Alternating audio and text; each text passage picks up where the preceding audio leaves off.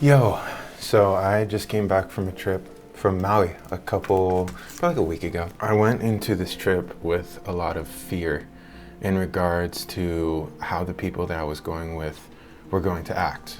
One of them was my girlfriend, and I knew that me and my girlfriend were gonna have a good time. I had prejudices about the others, and whenever things get tough, it snaps me back into my spirituality, because my current spiritual practice takes you away from the worrier. And it leads me into a passage that I would like to read you. And this is from a really long quote that Maharaj said, and I structured 4 different paraphrases of this huge quote into a particular order.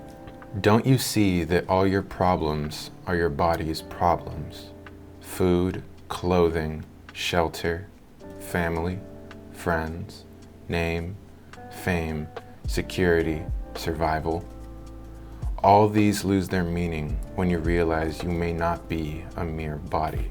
It is a matter of daily experience that upon waking, the world suddenly appears.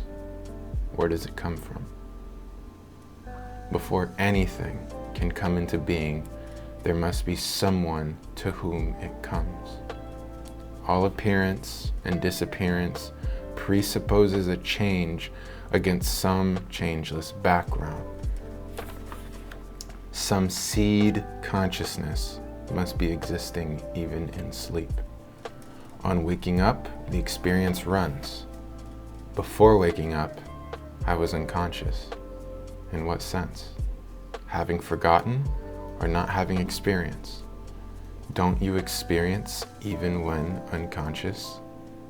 Can you exist without knowing? A lapse in memory, is it proof of non-existence? And so what he speaks about here is the I am, this I am that is without words that we exist through. And what I mean without words is you don't need to say I am to know that you are. It is just a background, constant knowing. And so this I am then attaches to the body mind. That suggests right there that when we die, all that dies is the body mind. This disappearance of the body mind means that there had to have been an appearance of it, because for anything to end, there must be a start. And with the attachment to the body mind, you have all of those issues that Maharaj stated, plus more, rent, taxes, a job. But I have been constantly working at this day and night. And so I understand that by getting worried about how the other 3 were going to act, what I was doing was I was worried about what my body was going to go through, what type of stresses my mind was going to have to go through.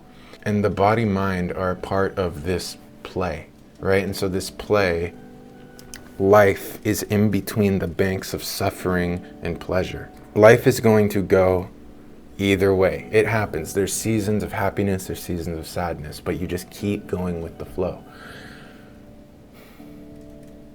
And so whenever things got tough, I would just put my attention back inwards. What Maharaj teaches is to stop the outward projection of attention with the mind. You need to go to the very source of your consciousness. You know that you are. But how?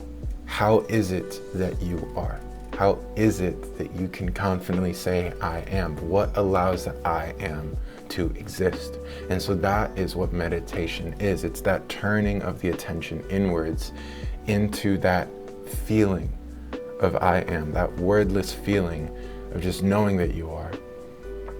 And what ends up happening is the am goes away, right? So I am announces that you are something, right? I am, right? And so I say that and it's like, I am this body, I am JC, right? But there's so much suffering that comes with that. And so long as I'm attached to that, captivated by the identity of JC, and I inquire into what JC is capable of, and what the world, will give me, so long as I act through this body mind, I'll never reach the goal. because I'll always be looking outwards for something that's inwards. And so once the attention goes inward, eventually what I am leaves, and I'm just left with I. And so this is the seed consciousness which he speaks about. And this seed consciousness, this is how I've understood it from my experiences, but upon becoming conscious, upon waking up, you can now announce that I am, right? And so then once you fall unconscious, your identity disappears. You don't worry about rent, you don't worry about taxes, you don't worry about any of your ambitions, your dreams, any problems that were plaguing you throughout the day, especially if it's deep dreamless sleep. It's just consciousness existing in nothingness. And you're usually unconscious at this point. There are, certain times where people can be conscious in a deep sleep state, but that takes practice. Anyway, at this point, it's just simply an I. Like the letter I, it's just I. It's nothing, but it is something at the same time. However, that too is still being experienced by that background, right? So as he said, all appearance and disappearance presupposes that there's a changeless background, which this is happening to. Because for something to come and to disappear, there must be someone for it to come to. And so what Maharaj is teaching is that is what you are. You are that changeless background. You are the absolute.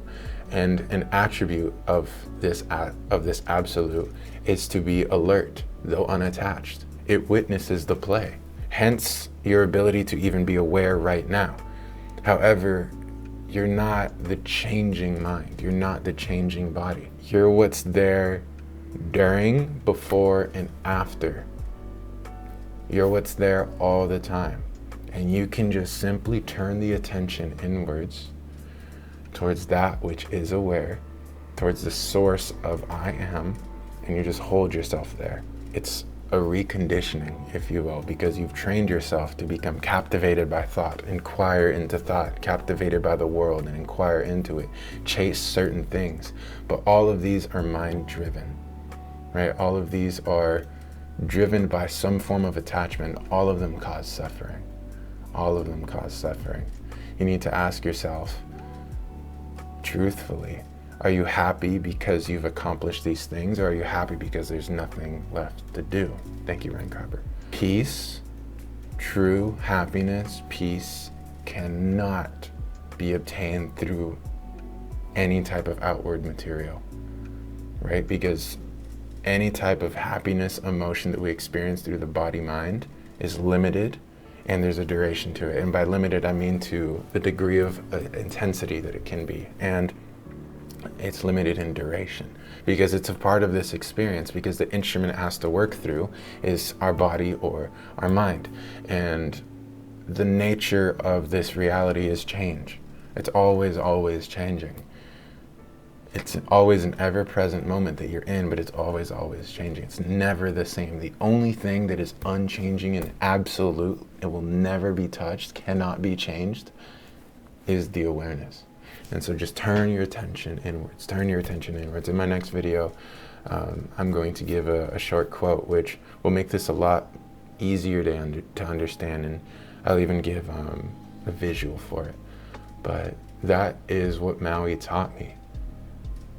Like really the importance of letting go, because when you do let go, it's incredible how everything works out for you. And that's something that you need to have the courage to do, because a lot of us are projecting outwards because we think that that gives us control, and that if we're at the controls, life is going to go well.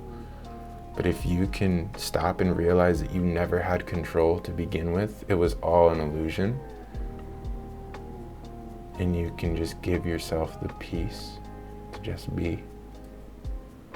You realize, one, that nothing really changes, everything keeps moving. But two, everything will work out for you because there's no more resistance. There's no more attachment. There's no more unnecessary suffering that needs to happen. And the more you do this, the more you'll realize that no material or social status gain is worth it. It takes time. It takes time. You'll lose everything. It's a complete liquidation of yourself. And that sounds really scary in the beginning, but it's so necessary. And it's the only way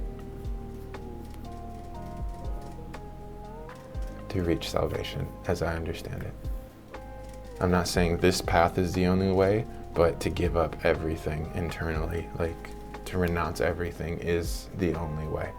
Otherwise, it's just going to be suffering until you fulfill said desire. But desire breeds desire. So, I love you. Peace.